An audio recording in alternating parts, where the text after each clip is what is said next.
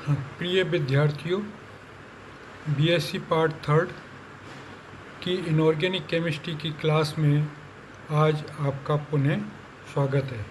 पिछले video lecture में हमने आपको मैग्नीशियम के डाई एल्काइल व डाई एराइल तथा साथ में एल्काइल मैग्नीशियम एल्कोक्साइड के बनाने की विधियों, गुणों और संरचना के बारे में बताया था।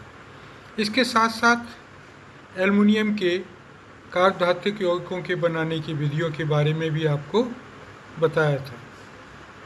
आज हम आपको ऑर्गेनो एल्युमिनियम कंपाउंड्स के भौतिक व रासायनिक गुणों के बारे में बताएंगे।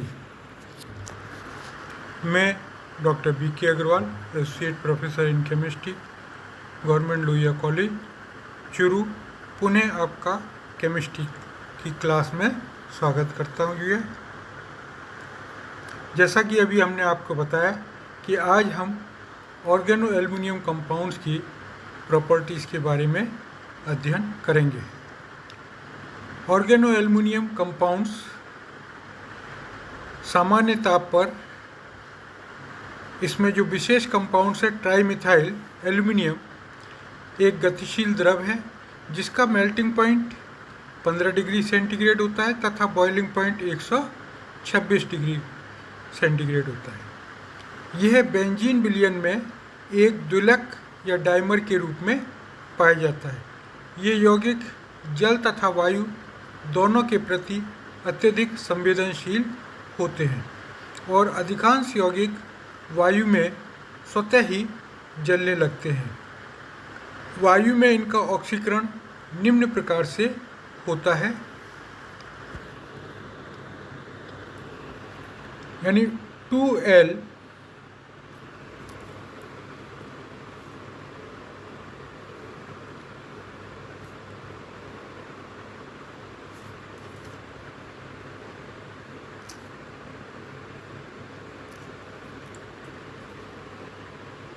एल्युमिनियम की अभिक्रिया जब ऑक्सीजन के साथ कराते हैं तो हमें एल्यूमिना और जल तथा कार्बन डाइऑक्साइड प्राप्त होते हैं। अभिक्रिया को बैलेंस करने के लिए हमें 2 मोल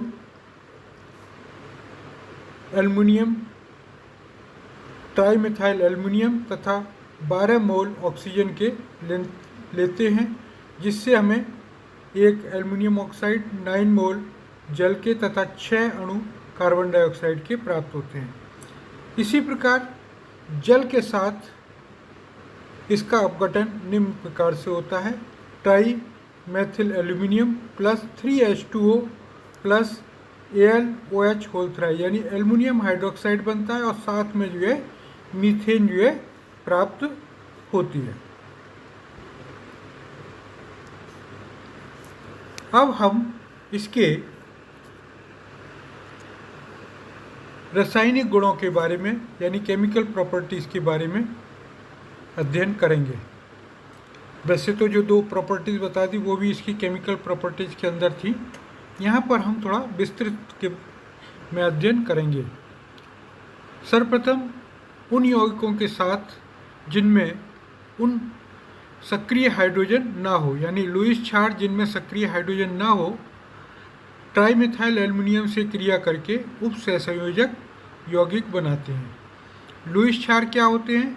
लुईस क्षार वे यौगिक होते हैं जो अपने एक इलेक्ट्रॉन पेयर को डोनेट कर सकते हैं। यहाँ पर ट्राई मेथिल एल्युमिनियम लुईस अम्ल की भांति व्यवहार करता है।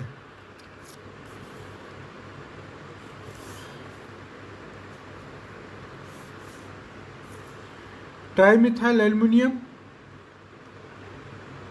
ट्राईमिथाइल अमीन के साथ अभिक्रिया करके एक उप सहसंयोजक यौगिक Me3Al NMe3, जो N है यहाँ से जो है ये कोऑर्डिनेट बॉन्ड बनाता है, जो है अपने इलेक्ट्रॉन जो है किसको दे देता है? एल्युमिनियम को दे देता है इलेक्ट्रॉन पेयर्स। इसी प्रकार से जो है methyl aluminium trimethyl aluminium trimethyl phosphine के साथ अभिक्रिया करके जो है एक उपसहसंयोजक यौगिक बनाती है, जिसमें Me3Al PHPMe3 बनता है। इसमें भी जो है जो फास्फोरस है वो अपने लोन पेयर एल्युमिनियम को दे देता है। तीसरी अभिक्रिया है डाईएथाइल ईथर की, किसके साथ? ट्राईमेथिल एल्युमिनियम के साथ। इसमें भी जो ऑक्सीजन है वो अपने लोन पेयर इसको एल्युमिनियम को दे देता है और एक उपसहसंयोजक यौगिक Me3AlOC2H5 वोल्टॉइज बनाता है। दूसरी प्रकार की वे अभिक्रियाएं हैं जिनमें वे लुईस क्षार जिनमें सक्रिय हाइड्रोजन पाई जाती हैं, ट्राईमिथाइल एल्युमिनियम से क्रिया करके एल्केन बनाते हैं। पहले जो अभिक्रिया थी जिसमें सक्रिय हाइड्रोजन नहीं पाई जाती थी वो तो क्या बनाते थे? उपसहसंयोजक यौगिक। तथा वे लुईस क्षार जिनमें सक्रिय हाइड्रोजन पाई जाती है, ट्राईमिथाइल एल्युमिनियम से अभिक्रिया करके एल्केन बनाते हैं, जैसे for example dimethyl amine, alcohol और थायोल आदि। ये अभिक्रियाएं ग्रीनियर अवकर्मक के समान ही पाई जाती हैं। जो है इसमें क्या होता है,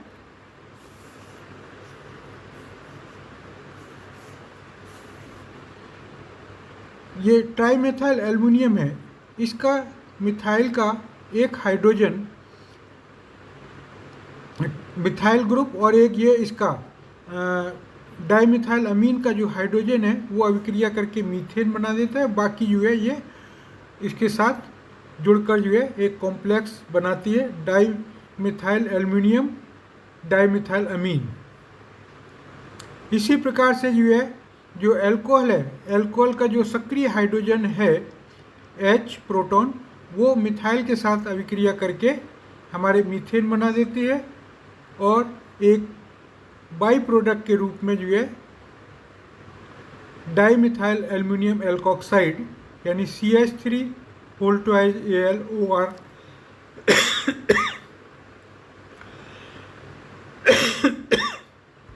बनाती है। इसी प्रकार से जो थायल हैं वे भी ट्राईमिथाइल एल्युमिनियम के साथ अभिक्रिया करके मीथेन बनाते हैं और बाई प्रोडक्ट के रूप में जो है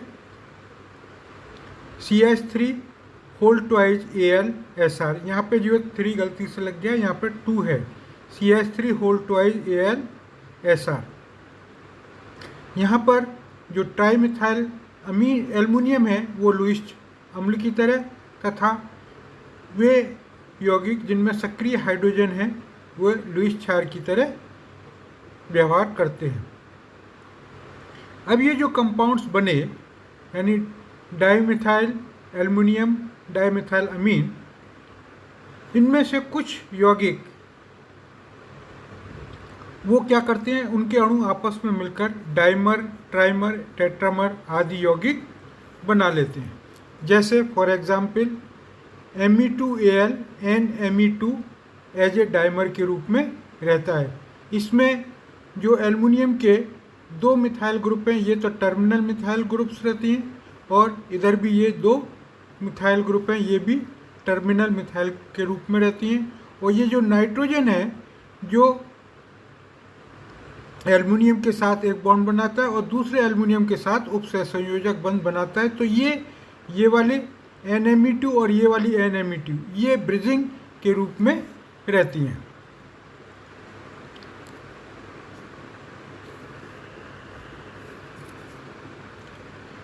इसी प्रकार Me2AlOr यानी dimethyl aluminium alkoxide as a trimer यानी त्रिलक के रूप में पाया जाता है। उसकी संरचना कुछ इस प्रकार से होती है, जो Al के 2 मिथाइल ग्रुप है और एक OR था। ये OR जो है अपने ऑक्सीजन जो है अपने लोन पेयर दूसरे नेक्स्ट Al को यानी एल्युमिनियम को दे देता है। इसी प्रकार से ये वाला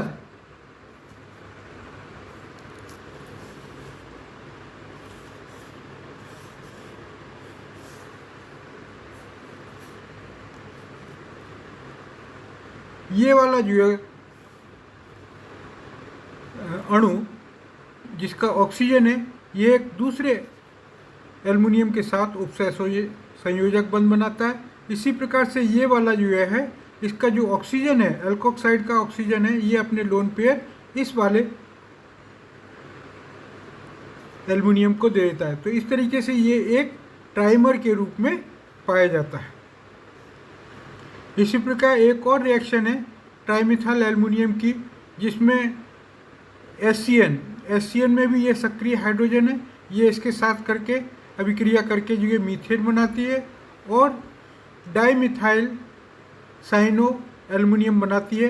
तो यह साइनो डाइमिथाइल एल्युमिनियम बनाती है, ये एक टेट्रामर के रूप में पाया जाता है।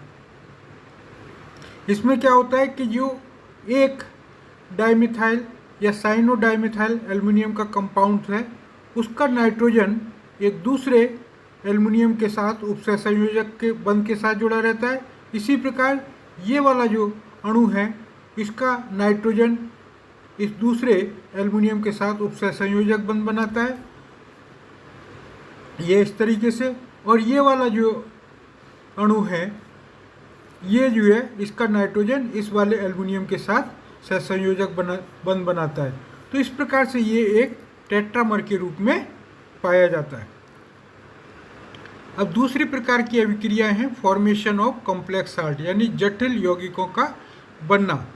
तो ट्राइएथाइल एल्युमिनियम क्षार धातु जैसे लिथियम, सोडियम, पोटेशियम आदि से अभिक्रिया करके जटिल या कॉम्प्लेक्स कंपाउंड्स बनाते हैं तथा इनकी अभिक्रियाशीलता का क्रम निम्न होता है, अर्थात पोटेशियम सबसे ज़्यादा क्रियाशील होती है, सोडियम उससे कम और लिथियम सबसे कम अभिक्रियाशील होती है।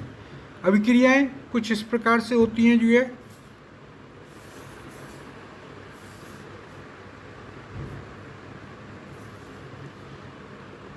लिथियम की अभिक्रिया ट्राइइथाइल एल्युमिनियम के साथ टेट्राहाइड्रोफ्यूरॉन THF की उपस्थिति में 200 डिग्री सेंटीग्रेड पर कराते हैं तो हमें LiAlEt4 नामक कॉम्प्लेक्स साल्ट मिलता है, अर्थात इसका नाम होता है लिथियम टेट्राइथाइल एल्यूमिनेट।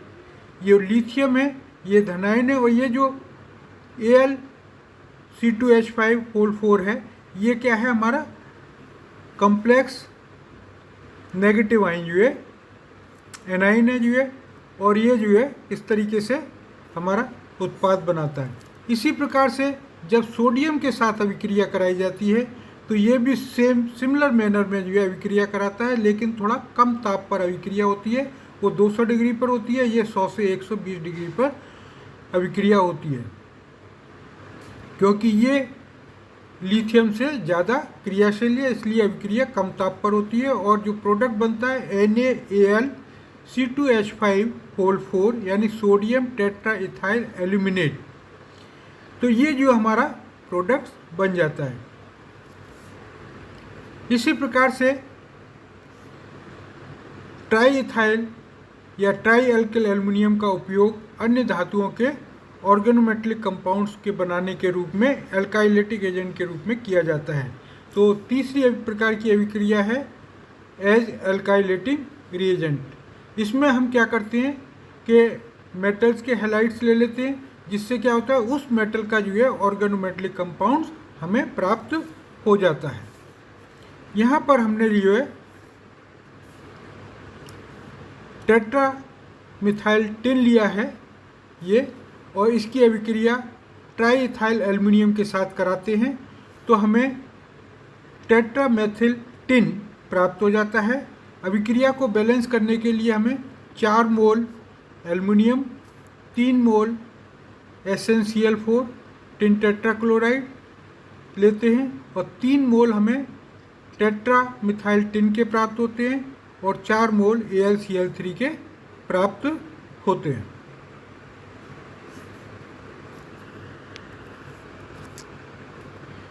इसी प्रकार से इसकी नेक्स्ट अभिक्रिया है लेड एसीटेट के साथ। जब लेड एसीटेट के साथ ट्राइइथाइल एल्युमिनियम की अभिक्रिया कराते हैं तो हमें टेट्राइथाइल लेड प्राप्त होता है, जिसको शॉर्ट में TeL कहते हैं। ये as a anti knocking reagent के रूप में भी काम में लिया जाता है। जो पेट्रोल्स वगैरह होते हैं तो उसमें आवाज़ को, साउंड को कम करने के लिए जो है as a anti knocking reagents के रूप में भी काम लिया जाता है। बाई प्रोडक्ट के रूप में हमें लेड और तथा एल्युमिनियम एसीटेट प्राप्त होते हैं। जो है नेक्स्ट अभिक्रिया है तापीय अपघटन या ताप अपघटन। इंग्लिश में कहते हैं इसको पायरोलिसिस, यानी पायरो का मतलब होता है जो है ताप देना और लाइसिस का मतलब होता है ब्रेक होना। यानी जब किसी यौगिक को ताप के ऊपर गर्म करते हैं यानी हीट देते हैं तो वो अपने अणुओं में अविभाजित हो जाता है। इसी प्रकार से जब हम ट्राईएथिल एल्युमिनियम को 200 से 300 डिग्री ताप पर गर्म करते हैं तो ये अपघटित होकर एल्कीन बनाते हैं और बाई प्रोडक्ट के रूप में डाईइथाइल एल्यूमिनेट बनाते हैं। तो ये जो कम ताप पर है वो तो एल्कीन्स बनाती हैं जो है, और अधिक ताप पर जो है ये हायर ऑर्गेनो एल्युमिनियम कंपाउंड्स बनाते हैं। तो यहाँ पर अभिक्रिया, ये जो कम ताप पर अभिक्रिया है जिसको कि 200 से 300 डिग्री सेंटीग्रेड पर कराते हैं, ये कई पदों में होती है। यानी जो सर्वप्रथम पद होता है जिसमें हमें एल्कीन मिलती है और CH3 whole twice AlH compounds मिलता है। इसका पुनः तापीय अपघटन होता है और एल्कीन प्राप्त होती है। साथ में हमें CH3 CH2 AlH2 प्राप्त होता है। AlH2 यानी CH3 CH2 AlH2 पुनः पायरोलिसिस के पश्चात जो है एथीन का मॉलिक्यूल और AlH3 देता है, यानी एल्युमिनियम हाइड्राइड्स बनाता है। अब ये एल्युमिनियम हाइड्राइड्स पुनः एल्युमिनियम और हाइड्रोजन में विभाजित हो जाता है। पूरी ओवरऑल अभिक्रिया को हम इस प्रकार से लिख सकते हैं, CH3 CH2 whole thrice Al के 2 मोल लेते हैं और हमें 6 मोल जो है एथीन के प्राप्त होते हैं, 2 मोल Al और 3 मोल जो है हाइड्रोजन के प्राप्त होते हैं। इसी तरीके से जो सेकंड अभिक्रिया है इसी की पायरोलिसिस की, यानी अत्यधिक ताप पर जब ट्राईएथिल एल्युमिनियम को गर्म किया जाता है तो ये एल्कीन के साथ, जो एल्कीन बाई प्रोडक्ट बना था जो है, उस एल्कीन के साथ पुनः अभिक्रिया करके ये उच्च कार्ब एल्युमिनियम यानी उच्चतर या कार्ब एल्युमिनियम यौगिक बना लेते हैं। अभिक्रिया यहाँ पर हमने इस प्रकार से दिखाई है, यानी जो ट्राईइथाइल एल्युमिनियम था उसको हमने खोल कर लिखा हुआ है यहाँ पर AlCH2CH2H, यानी CH2CH3 था उसको खोल दिया है जो है CH2CH2H CH2CH2H CH2CH2H। ये क्या होता है कि इस एल्कीन के ऊपर जो है इसका हाइड्रोजन इसके ऊपर अभिक्रिया करता है जो है, जब अभिक्रिया 400 से 500 डिग्री सेंटीग्रेड पर कराते हैं तो ये जो है और इसके साथ योगात्मक उत्पाद बनाता है जिससे हमें मिलता है ट्राई ब्यूटाइल एल्युमिनियम। तो इस प्रकार से ये एक उच्च तर कार्ब एल्युमिनियम यौगिक प्राप्त हो जाते हैं। तो इस प्रकार से आज हमने जो है आपको ऑर्गेनो एल्युमिनियम की कुछ अभिक्रियाएं बताई। एक जो सबसे पहले बताई थी आपको जो है जिसमें ताप यानी वायु में रखने पर जो है ये अपघटित हो जाते हैं, इसी प्रकार से जो है जल के साथ भी ये अपघटित हो जाते हैं। फिर उसके बाद अभिक्रिया बताई थी आपको जो है लुईस क्षार जिनमें हाइड्रोजन नहीं पाई जाती है, दूसरी जिनमें हाइड्रोजन पाई जाती है। फिर उसके बाद फॉर्मेशन ऑफ कॉम्प्लेक्स साल्ट बताया था जो है, और उसके बाद बताया था जो ट्राई एल्काइल एल्युमिनियम है इसको एल्काइलेटिक रिएजेंट के रूप में यूज करते हैं जो है। और फिर उसके बाद बताई थी आपको पायरोलिसिस यानी तापीय अपघटन। तापीय अपघटन में जो है हमें 2 प्रकार के यौगिक मिलते थे, यानी कम ताप पर अभिक्रिया करते थे तो एल्कीन, और अधिक ताप पर अभिक्रिया करने पर जो है हायर ऑर्गेनो एल्युमिनियम कंपाउंड्स प्राप्त होते हैं। तो आज के लिए इतना ही। नेक्स्ट जो केमिकल प्रॉपर्टीज़ हैं वो हम आपको अगले वीडियो में बताएंगे। धन्यवाद।